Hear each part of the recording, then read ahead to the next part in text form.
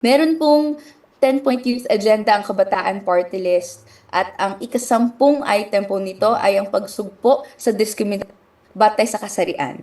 Ibig sabihin na gusto natin makamit matamasa ang isang lipunan no na wala ng diskriminasyon at nararamdaman no ng lahat ng kasarian na pantay-pantay sila. At para matamasa natin 'yon, no, bahagi noon ay yung pag-address no that hindi equal yung pagtingin sa kababaihan.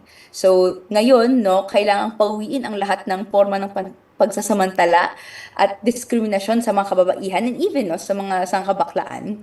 No? And to do that, no, mapasa dapat yung mga pinanukala nating batas this 20th Congress. To do so, nandiyan yung Expanded VAUSI Act na ngayon po no, ay napasa na on the committee level and pending second reading. Asahan natin na around May 4, sa unang mga araw ng pagbukas muli ng Kongreso, itatalakay na natin yun. No, andyan din yung amendments to anti-rape laws wherein tinatanggal na natin yung marriage as a form of forgiveness against the perpetrator of rape, no, na hanggang ngayon nasa revised penal code pa rin natin.